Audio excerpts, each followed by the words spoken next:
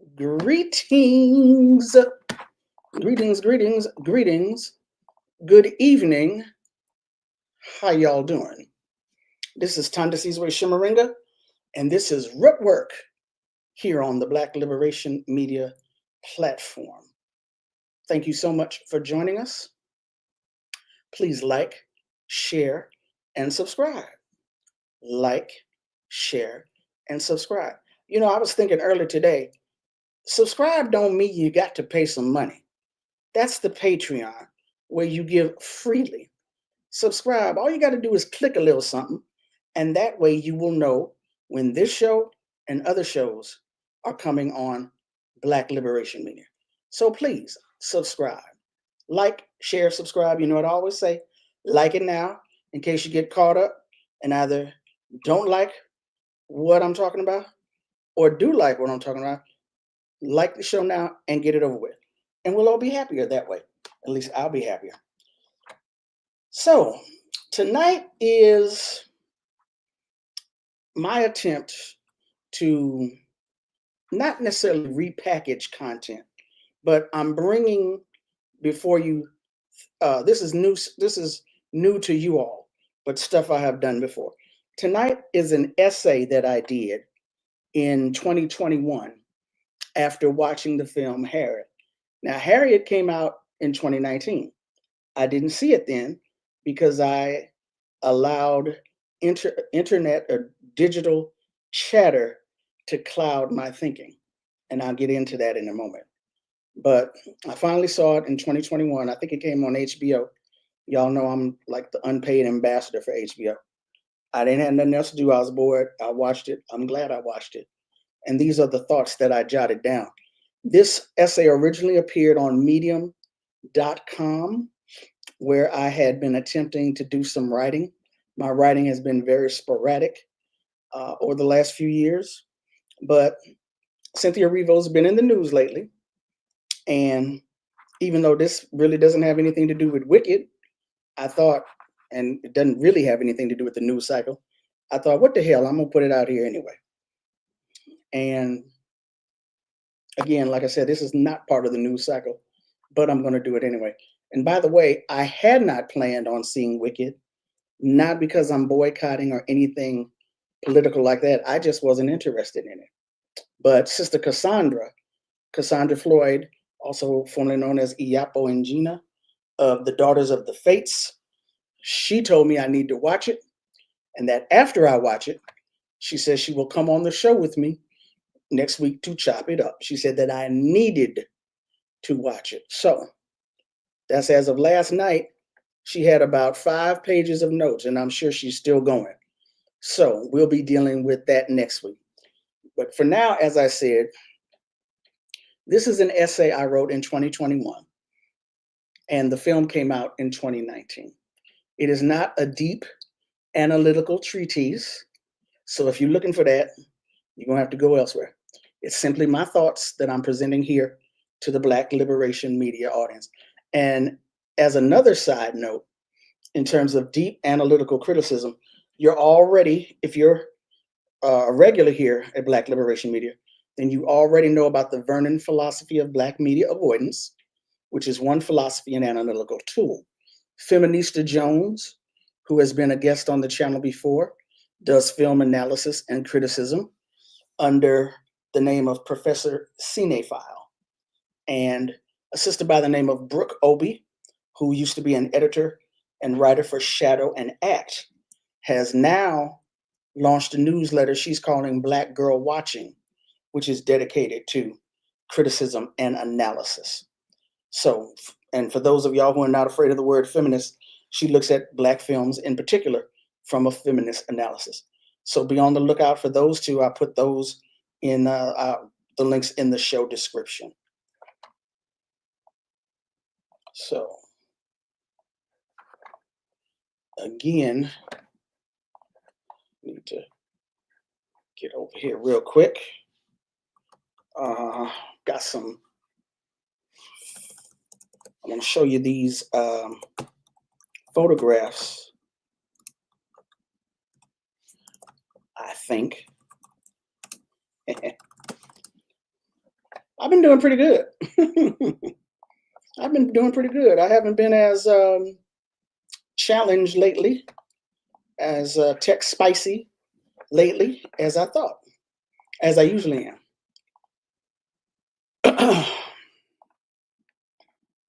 All right, something I know. I might start with this one. Sure.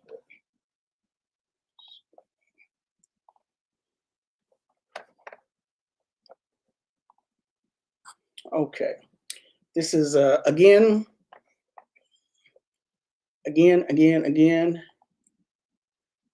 Thank you. This is Robert and Mabel Williams. Cover of Negroes with Guns, purchased from The Shed at Marks Park in Detroit, Michigan, or Detroit, depending upon where you're from. Okay, so once again, I try to go over things more than once to remind you what we're doing here. These are my thoughts. This is not a deep analytical, critical treatise. My thoughts after seeing the film Harriet in 2021, the film came out in 2019. So, Cynthia Erivo as Harriet Tubman. This is an essay I did on medium.com. So I'm going to start now by reading what I wrote then. This is the last time I listen to social media noise about a film. I didn't see the film Harriet, starring Cynthia Erivo, when it first came out, but I did see it. Not a boycott, just late as all hell. That's the only reason I didn't see it. I was just late. However, back before I realized that ADOS was trash, and I'll get into that, I allowed the noise chorus to influence me that it was no big deal to see this film. More than the trash about Erivo being Black British and her having said offensive remarks about new Africans or Black folks here in the US, I allowed the cacophony, did I pronounce that correctly? The cacophony of Black male tears, Black male tears, to overload my senses. The concern about a fictitious Black male brute of a slave catcher invented for this film, only to be killed in the end by Harriet's former master, thus positioning himself as a sort of white savior, is how the story went. I should have known better. I do now, and I promise to do better from here on out. Now that I have seen it, here are my thoughts. Let me get back over here real quick. This brother, who I think his name is Omar Dorsey, first came to my attention in Ava DuVernay's Queen Sugar.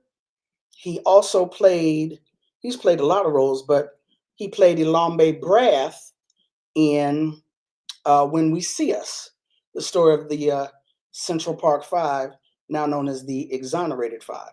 So this is the Black male brute of a slave catcher that was, quote unquote, invented for the film Harriet. So here are my thoughts. I hadn't planned on this happening. I promise you, I did not go into the film looking for this. I hadn't planned on this happening, but in this film, I saw several positive portrayals of Black men, at least 5. Yes, I know it's not a film about Black men. I know it's a film about Harriet Tubman. I'm gonna get to that. Just be cool. Just wait a minute. Just hold on. All right. First one I'm talking about. Let's see where he at. Hold on. This brother right here, Walter. And again, the film came out in 2019. I wrote this in 2021. If you ain't seen the film Harriet, don't talk to me about spoilers. We going in. Walter, former slave catcher in training, portrayed by Henry Hunter Hall. All the noise and fuss, all the hooping and hollering and crying, I heard about a black male slave catcher in this film. How come I never, ever, not once heard there were two black male slave catchers, one of whom switched sides and became a slave freer? How come I never, ever heard about this young brother who says to Araminta, Araminta being Harriet Tubman, her birth name, this is the characters speaking to each other in the film. How come I never ever heard about this young brother who says to Araminta, since you talk to God and God obviously talks to you, maybe I should help you?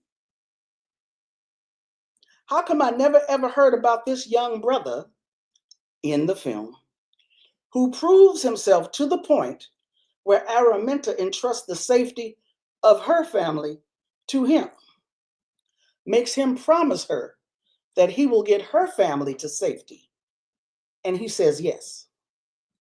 How come I never ever heard about this young brother?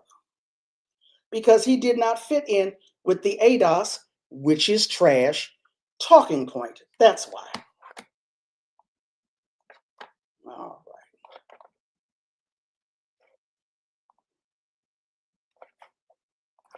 Next character.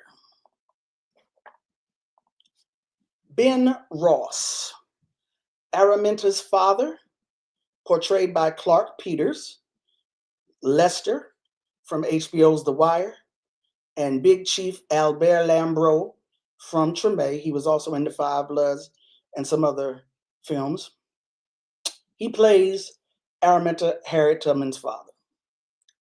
I saw a loving and devoted husband and family man, one who surreptitiously aided enslaved Africans in their escape to freedom, a father who understood his child needed to be free, and instead of his love smothering her with worry and trying to keep her safe on the plantation, he encouraged her to run.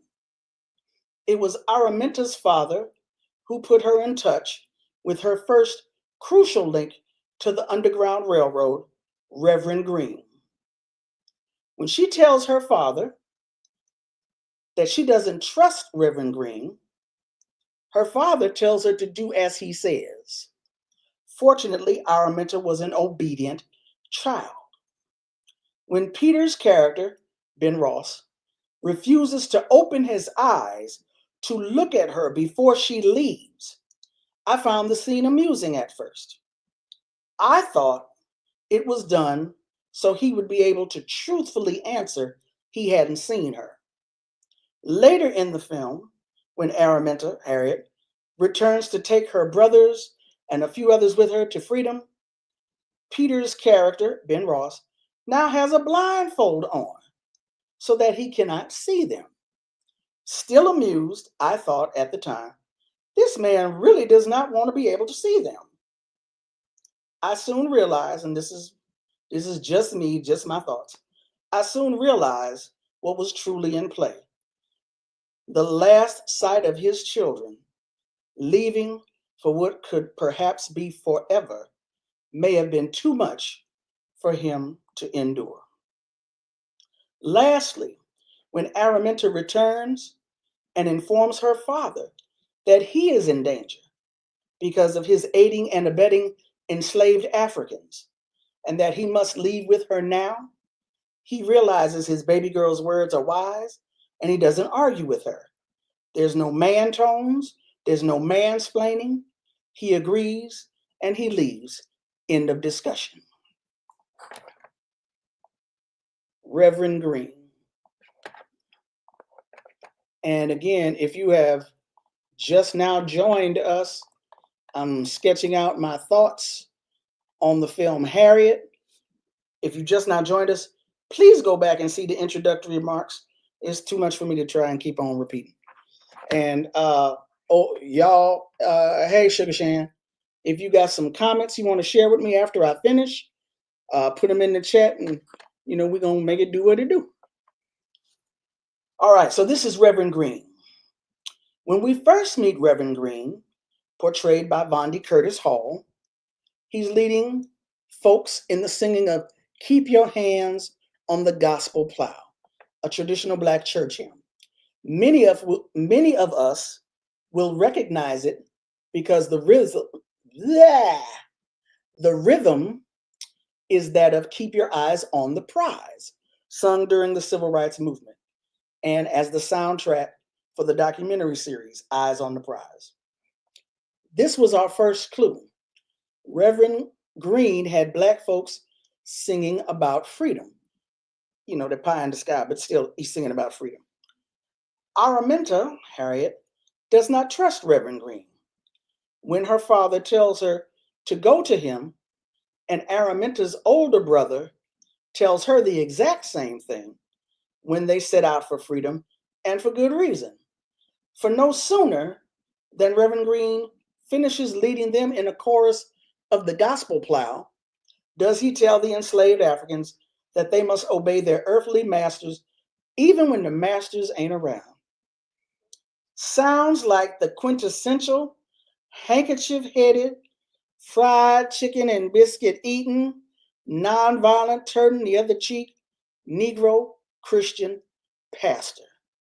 That's what he sounds like. Not. Reverend Green is the trickster, the OG spook sitting by the door to freedom. It is Reverend Green that Araminta sees when she first sets out for freedom, her first contact on the Underground Railroad. When Araminta returns after 1 year and brings her family members and others to Reverend Green's door, not only does he embrace her and tell her how happy he is to see her, not only does he bring them into the church sanctuary and give them the information they need, when it's time to hide them under the church, under the floor of the church, there are at least 3 other people already down there waiting. These other individuals bypass Reverend Green altogether and just get out. With a look of surprise but not, the pastor tells Araminta the word about her returning to take folks to freedom has gotten out. Obviously, the word was also that Reverend Green was the man that needed to be seen. Shout out to Kazi Lemons for the family hookup in hiring her husband. William Grant Still. Is this number, who this? Is this number 4? The 5th Black man? Black menses? William Grant Still, conductor on the Underground Railroad, portrayed by Leslie Odom. Leslie Odom, I think he one of the hardest Black men in show business. Used to be Samuel L. Jackson. I think it's Leslie Odom now. He everywhere. So anyway, my brother Still, looking good, so handsome and sharp, fine clothing, able to read and write, and absolutely committed to breaking the law of the land to free the enslaved. William Grant Still was absolutely, positively breaking the law, and he absolutely, positively didn't give a damn. Once he and Araminta's relationship deepens, he tells her she is too important to simply just go off on missions whenever she chooses. I appreciate this aspect of his strategic and tactical mind. What I didn't appreciate is when interviewing Araminta upon their first meeting, Still noted that she may be suffering from brain damage because she said God talked to her. He ain't had to go there. Be that as it may, Still, William Grant Still, asks Araminta if she wants a new name now that she's free. She decides to take the names of her mother and her husband. Araminta Ross is now Harriet Tubman, thanks to Still asking that question. Towards the end of the film, when news of the fugitive slave law is announced, Still shows up with white abolitionists toting guns with real bullets who let off actual shots. Now, Still does not carry a firearm, but he shows up on the scene with the folks who do, and that's all right with me. And lastly,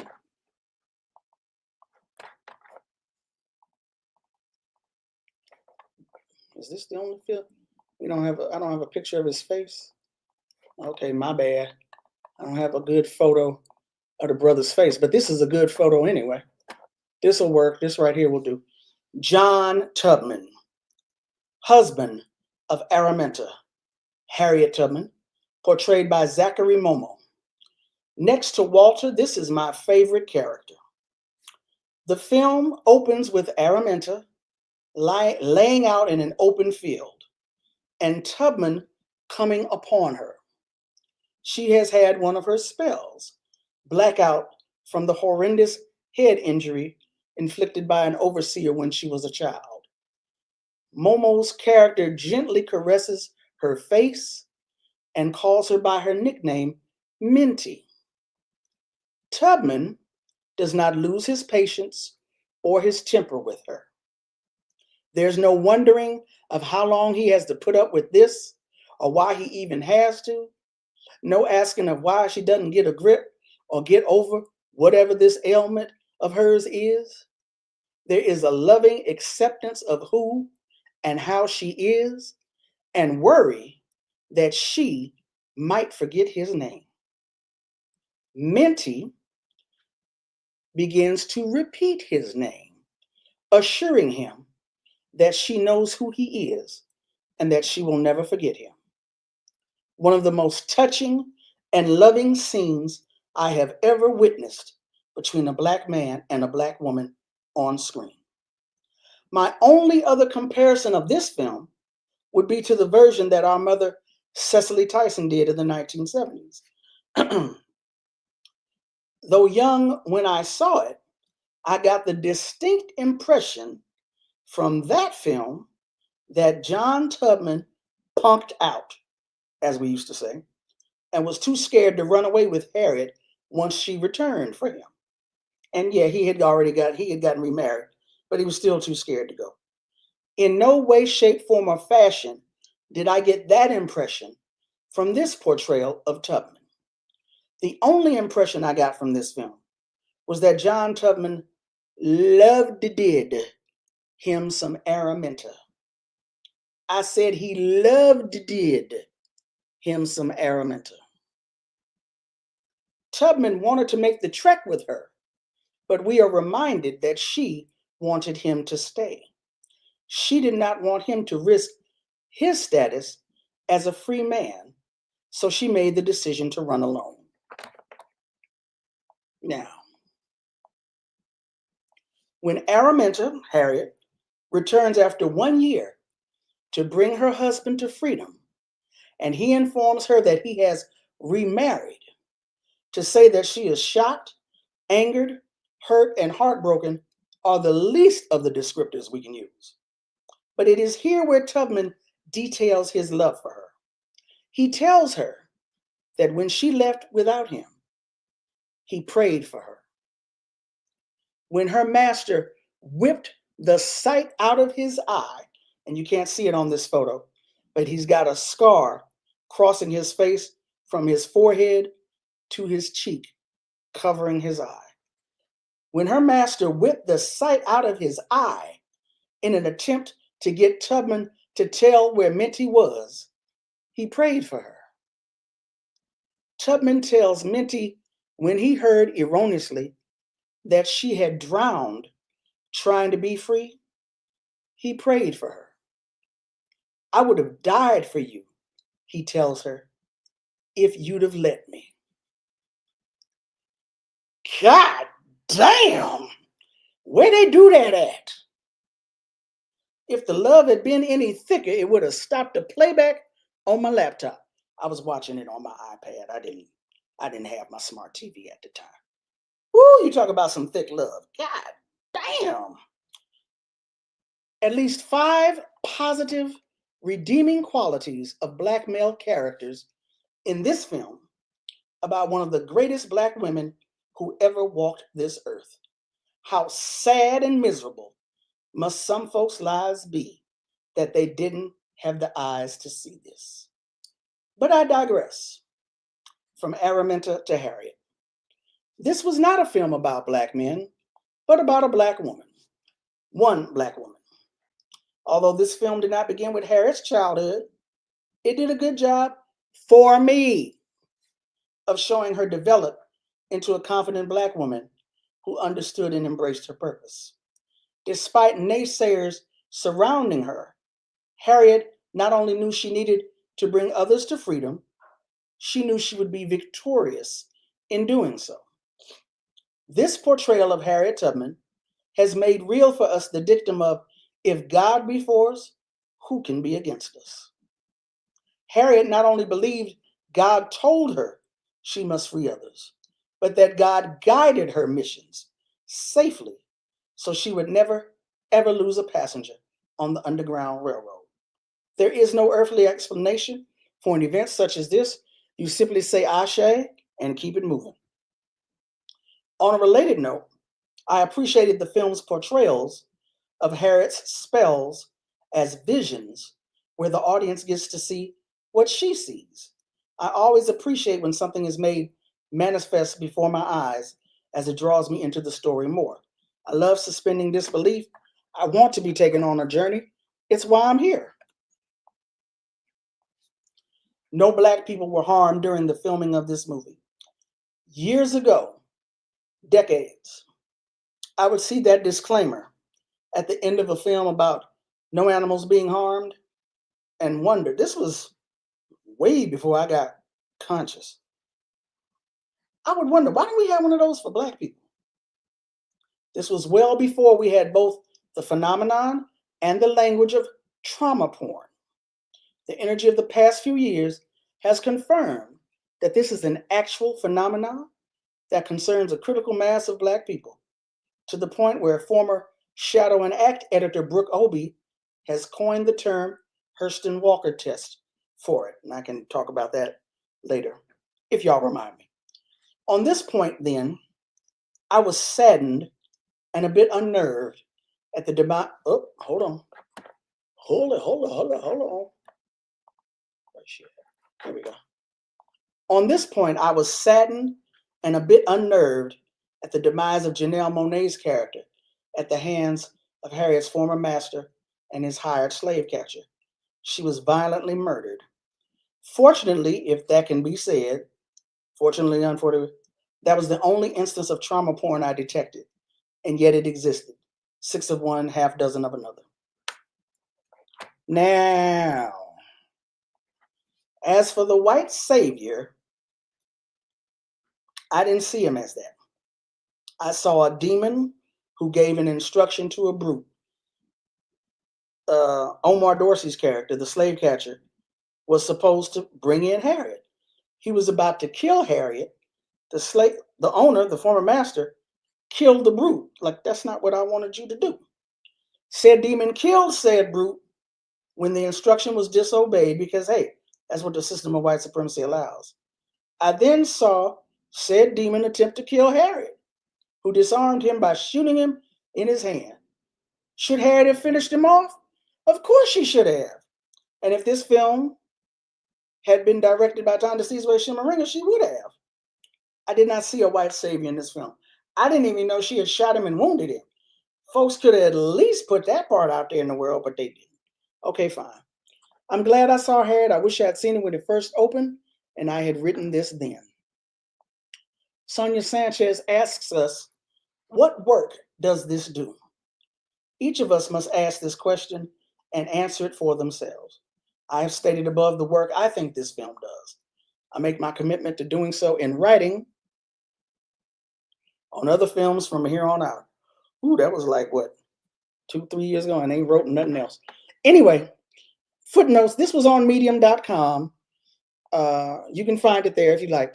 Let me go over these footnotes real quick. The Hurston Walker test, coined by Brooke Obie, formerly of Shadow and Act, named for Zora Neale Hurston and Alice Walker. Those who love us never leave us alone with our grief. At the moment they show us our wound, they reveal they have the medicine. Brooke Obie wrote this in an essay and coined that term. The essay was called Let's talk about the ending of Queen and Slim, an artful wound with no medicine. So she basically argues that Queen and Slim was artfully done, but it opened up a wound and did not heal anything for us. As Alice Walker says, those who love us never leave us alone with our grief. At the moment they show us our wound, they reveal they have the medicine. Black folks was coming out of Queen and Slim in tears, not because they were sad at the ending, they were traumatized because the film had been built up to where they thought, ooh, black folks winning. And then when they got in there, they was let down like a mug. My other notes on here. Hashtag ADOS, which is trash, stands for American Descendants of Slavery. It is an opportunistic undertaking by YouTube personalities Yvette Carnell and Antonio Moore that is steeped in xenophobia, masquerading as fighting for reparations. It went from hashtag to declaring itself the lineage of Black people in the US to a movement and now a 501c4 organization that wants its members to be the only ones to use this designation as a hashtag. It is trash. But there are sincere individuals who want reparations and believe this is their lineage and use it solely for that purpose and are not interested in being opportunists. So again, this is in reaction to all the noise I heard from Antonio Moore and other folks in ADOS saying boycott Harriet because Cynthia Erivo is Black British, she ain't from here, and she talking trash about us. And this film invented a black brute to further demonize Black men. Shut up, man. Shut up. Sit down and shut up. That's why I didn't see it in the beginning when it first came out. I eventually saw it, and these are my thoughts. And actually, real quick, let me go over part of that Black manosphere. This film, they hate Black men. It's another YouTube opportunist. I'm not really sure of his name, so I don't want to slander the wrong person. But I remember what this Negro said. This is Kasi Lemons, the director of Harriet. This Negro said, I'm paraphrasing, he knew this film Harriet was going to be trash because she, Kasi Lemons, directed Eve's Bayou, which had the Black male star of that film, Samuel L. Jackson, molesting his daughter. Now, or accused the Black male star of that film of molesting his daughter. If you've seen Eve's Bayou, you know what happened in the film. Or should I say, you know what did not happen in the film. But this is the other part that was put out there in the world. I knew it was trash because this person had a hand in it, and this is what she did in her last film.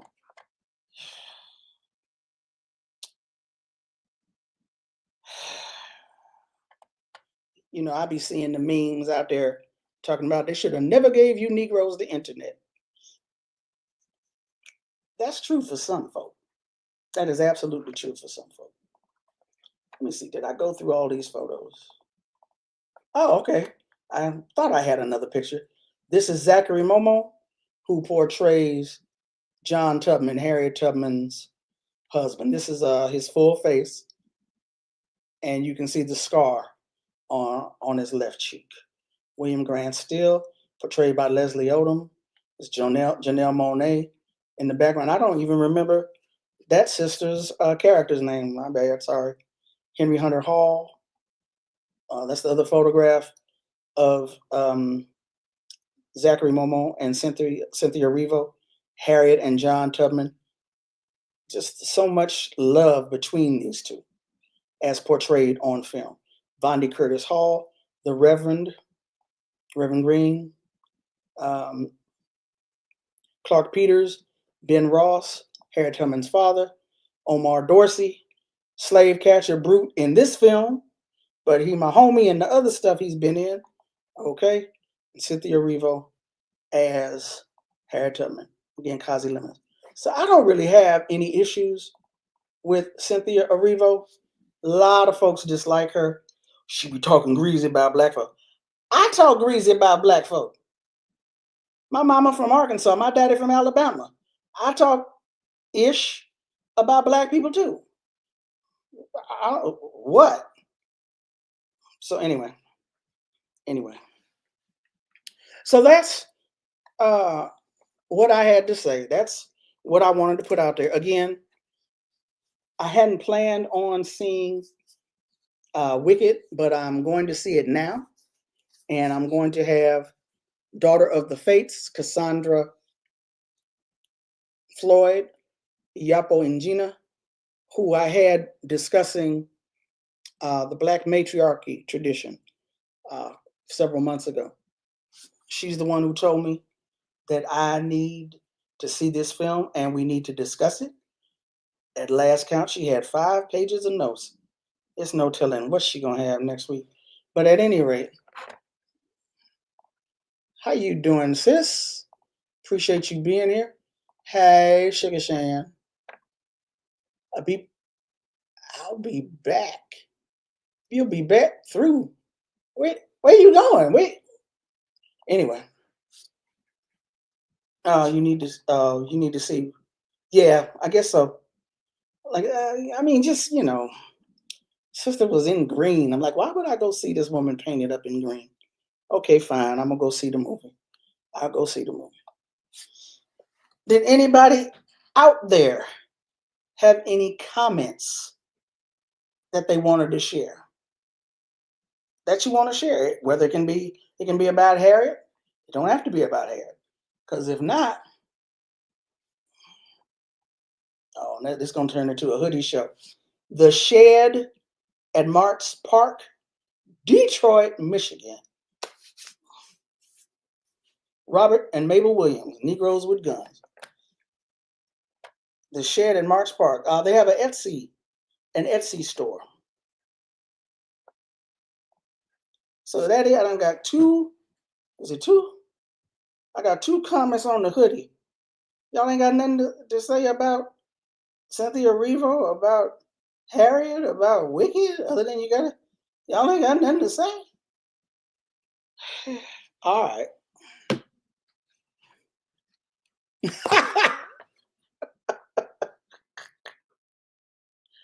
Well, thank you for coming through. Thank you for coming through and spending time. I figured I'd do something later. Well, it's not that late. It's not that late. 9:00, 9:30 now on the East Coast. I figured I'd do something later on for some of y'all folks. I just got a weird schedule. I have a weird schedule, so I try to keep it to Thursdays, even though there have been other times that I have broadcast. I at least try to keep it to Thursdays. There's no telling what time. Yeah, I was in a Clubhouse chat one day, and that when I left Clubhouse in 2021, I started taking some classes and I had to focus.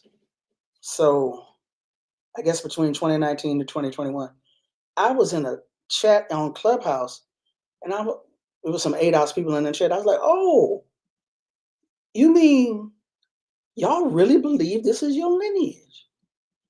I did not know that at that time. They really believe, there are some in that movement who honestly, actually, truly believe that is their lineage.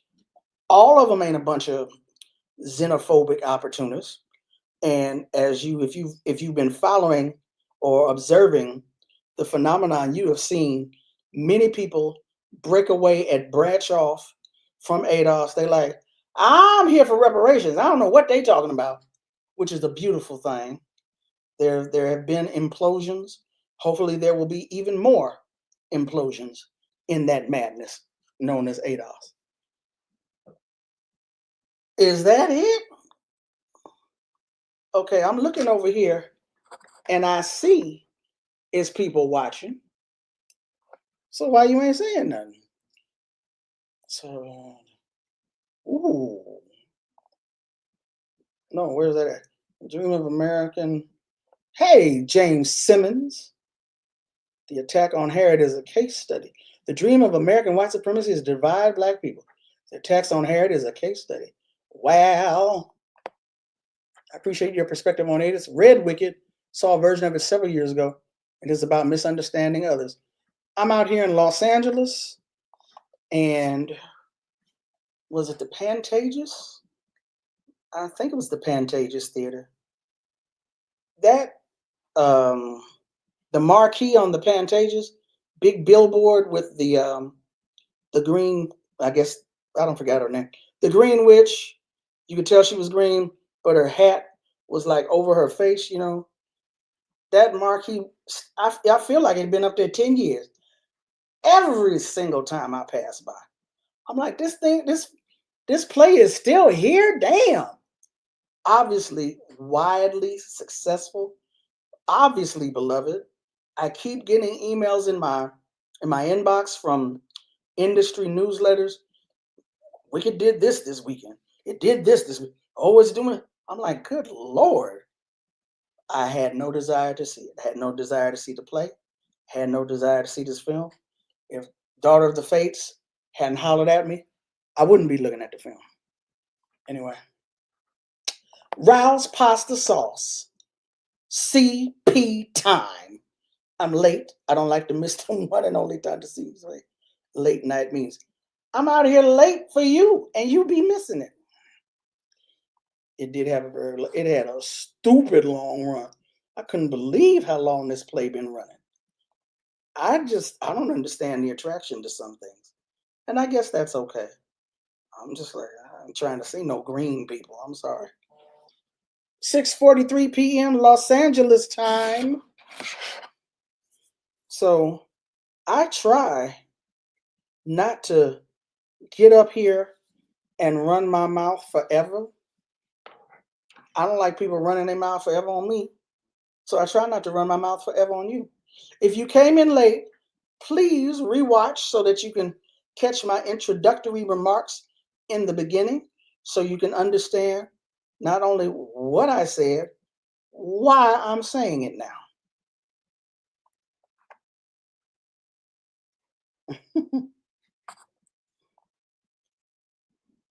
You can't dodge who? Anyway, go back and see the beginning.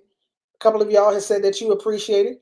Well, then if you appreciate it, like it, share the link, subscribe. And if you've already subscribed, ask other people to subscribe, please. Yes, you missed the beginning. All right. Go on back and see it from the beginning. Now, in addition to liking, sharing, subscribing, don't act like you don't see the Cash App and the Venmo down there at the bottom. I see it. I think you see it too. And don't forget the Patreon for Black Liberation Media. Support the channel as a whole. Support the work that all of us do as a whole. We're out here attempting to bring you content that is going to not only help break through the monotony, help break through the programming, the disinformation, the misinformation. We're trying to make this contribution to freeing our people. That's why it's called Black Liberation Media. It ain't Black Entertainment Media, Black Liberation Media. You see it? You see the Cash App? You see the Venmo? Okay, I know you ain't the only one. You are very welcome. I appreciate all of you all for hanging out with me. 9:40. Ooh, it's going on 10 o'clock, huh, for y'all on the East Coast. Well, I'm not going to keep y'all too long. I know some of y'all have actual jobs that you need to go to. So I'm not going to keep you. But I appreciate you hanging out with me.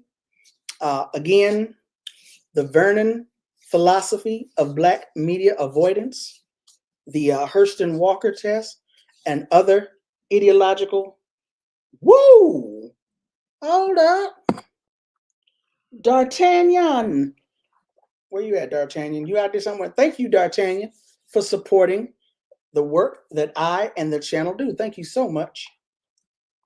I have a confession. I didn't see the movie Harriet. I didn't see it for 2 years. That's what this is. I wrote this 2 years after the movie came out. Is that pizza? I'm gonna ask you about that pasta sauce in a minute. I have not read Stamped from the beginning. I have not read Stamped from the beginning um, by Ibram X. Kendi. And Ibram, I forgot what university he's at, somewhere in Massachusetts, I believe. They were in the news lately. A big shakeup occurred because of all the money they got. But out of part of the collaboration of this center that he established at that university is the Emancipator, an online news site. The editor is a brother by the name of Jamil Smith. I think they do very, very, very good work, excellent work. It is imperative that you diversify your news sources. The Emancipator is a source that you need to check. Janelle's character's name was Marie Buchanan. And I was so, I mean, I wasn't out there campaigning, don't see Harriet. I just wasn't interested in watching it at the time. So I didn't research. I don't even know if Marie Buchanan was an actual person. I don't know. But at any rate, yes, he got a lot of shade. Yeah, he's been under fire. I don't even remember everything that was said, but don't make me go back and find everything that was said about Ibram Kendi.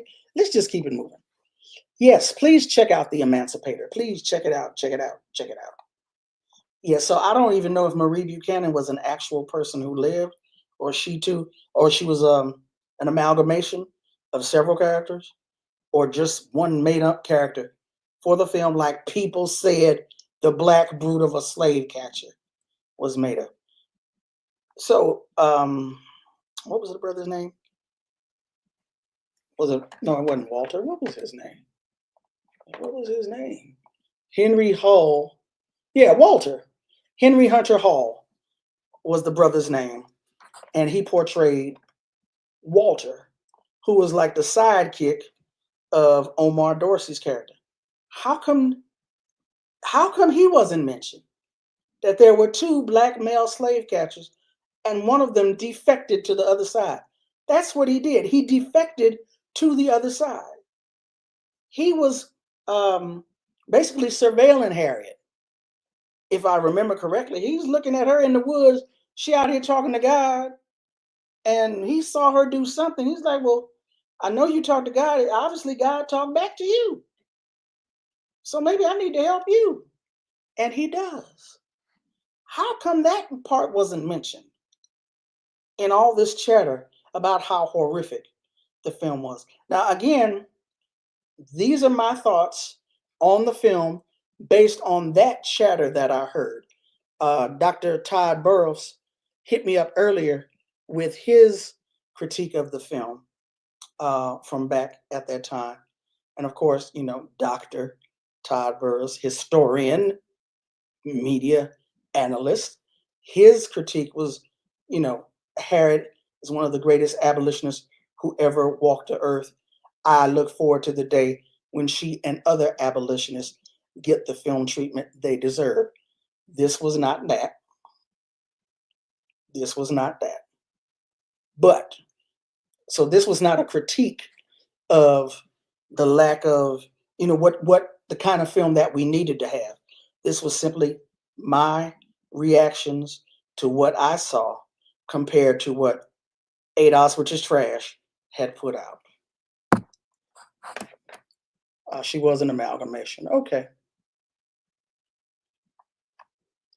Man, they trying to put Harriet on $20 bill. They did do something with her. I don't remember what they did, but anyway. Her descendants are eligible to back pay. Okay.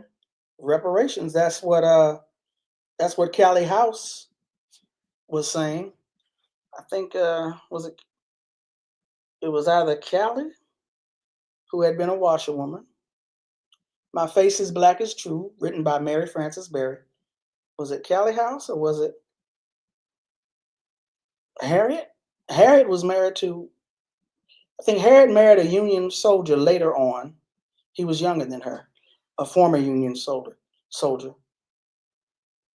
I want to say that Callie, in addition to she was a founder of the Ex-Slave Reparations Society. I want to say that she also campaigned for Union soldiers, Black Union soldiers, to get some type of pay, but I don't remember at the moment. All right, 6:52. That's 9:52 East Coast time. I'm not going to drag this out any further. I'm not going to belabor the point. For those of y'all who are like Herschel, I'm not familiar with you, Herschel, or Brandon, or Maven Pitt. But thank you so much for coming through tonight. And folks like Sugar Shan, Riles Pasta Sauce, some of you regulars love my fro. I appreciate y'all who've been here from the beginning, who are always here, mixing up the chat. Appreciate all of you for tuning in. Please, again, like, share, and subscribe. And that's about all I got. So, here's the last comment.